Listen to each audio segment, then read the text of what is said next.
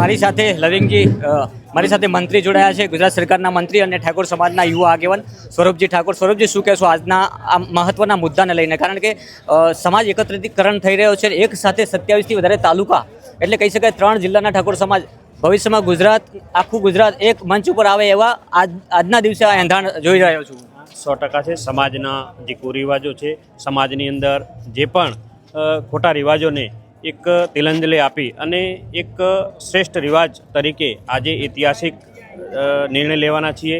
આજે સમગ્ર 3 જિલ્લાના ઠાકોર સમાજ અહીં ભેળો થયો છે અને સાથે સૌ મળી અને એક સારું કાર્ય અને સમાજની પ્રગતિ કઈ રીતે થાય, સમાજમાં શિક્ષણ કઈ રીતે વધે, સમાજ વ્યસનમુક્ત કઈ રીતે થાય, એના મોટા નિર્ણયો સાથે આજે ઐતિહાસિક દિવસ સાથે સૌ સાથે મળી અને ઓગળજી મહારાજના ધામમાં આ નિર્ણય લઈ અને એમની સાક્ષીએ સૌ ઠાકોર સમાજ, અને હું તો બધાને કહું છું કે સૌ સમાજ આ રીતે ખોટા ખર્ચાઓથી દૂર રહે અને સૌ સમાજની પ્રગતિ કરે, એના માટે તમામને આહવાન કરું છું. સૌરભજી, ખાસ કરીને એક મુદ્દો છે જે બધા જ સમાજને લાગુ પડે છે, અને તમે આપ સરકારમાં છો એટલે આ સવાલ કરું છું, મૈત્રી કરાર, જેને લઈને સમાજમાં અનેક વાર આપણે જોયા છું કે વિખેર સમાજ થઈ જતો હોય છે મૈત્રી કરારના.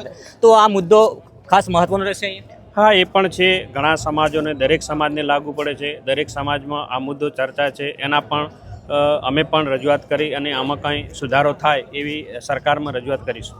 આભાર સૌરભજી. આપણી સાથે ઠાકોર સમાજના મોભી અને ભલામાણા જોડાયા છે લવિંગજી ઠાકોર. લવિંગજી, શું કહેશું આજના મહત્વના બંધારણને લઈને? બસ આજે ઓગળ દાદાના થળીમાં દર્શન કરવા આવ્યા છીએ, કારણ કે આ ઓગળ એક એવી પવિત્ર જગ્યા છે જે અહીંયા સંકલ્પ લેવાય છે. એ સંકલ્પ કાયમના માટે ટકી રહેશે એવો બાબાના પરચા છે. સદારામ બાપાની આસ્થા અમારી સાથે જોડાયેલી છે અને 3 જિલ્લાનો ઠાકોર સમાજ આજે એકત્રિત થઈ ગયો છે અને નવીન બંધારણ બનાવવાના છે. એને બંધારણની એ બધાએ ઠાકોર સમાજ એક થઈને એક મંચમાં આવીને એ પાલન કરવાના છે, કારણ કે સમાજમાં ખોટા કુરિવાજો, ખોટા ખર્ચા છે એને કાપ મૂકીને સમાજ કઈ રીતે આગળ આવે એની આજે પહેલ થવાની છે. એનો બંધારણના સંકલ્પ લેવાના છે. એ ઓગળધામ દાદાની થળીની જગ્યામાં સદારામ બાપુના આશીર્વાદ છે. બીજા અન્ય સંતો પણ અહીંયા પધાર્યા છે અને આ હું માનું જ્યાં સુધી એક ઐતિહાસિક બંધારણ છે. અને એની બીજી સમાજના લોકોએ, મને ઘણા લોકોએ કીધું કે લવિંગજી ખૂબ જ આ સારું બંધારણ બનાવો છો, અમારે પણ આવું બંધારણ બનાવવાનું છે.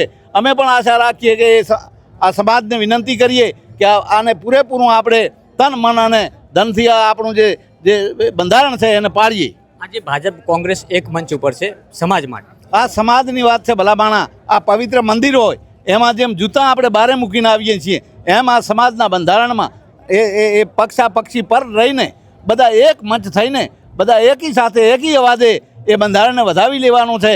અને ખરેખર અમે થોડાક મોડા જાગ્યા છીએ, પણ કીધું છે કે જાગ્યા ત્યાંથી સવાર ભલામાણા. મોડા તો મોડા પણ જાગી ગયા છીએ બાપાની, સદારામ બાપાની, ઓગળ દાદાની એ આશીર્વાદથી. ખાસ કરીને આ વડીલ તો સમાજના યુવાનોને તમારે સંદેશ આપવો છે કે હવે જાગતા રહેજો. આ યુવાનોને તો ખાસ એ જ વાત છે કે આ યુવાનો માટે જે ગઈઢિયા અમારા હતા એ તો વાત થઈને સારું જીવીને ગયા, પણ યુવાનો માટે આ એક પ્રેરણાદાયક છે. એ વ્યસન છોડે, શિક્ષણ અપનાવે અને શક્તિ એ પોતાની છે જાગૃત કરીને સમાજમાં લગાડે અને શિક્ષણમાં, અને કારણ કે યુવાન ધારે કરી શકે ભલાબાણા, એટલે યુવાનો માટેની આ ખાસ વાત છે. અને આજે આ 3 જિલ્લાના તમામ યુવાનો પણ આજે જોવા મળે છે, માતા બહેનો મળે છે, આગેવાનો મળે છે, બધા એક સમરસ થઈને એકી અવાજે જે બંધારણ થવાનું છે એને વધાવી લેવાનું છે. બોલો સદારામ બાપા, ઓગળ મહારાજ કી જય.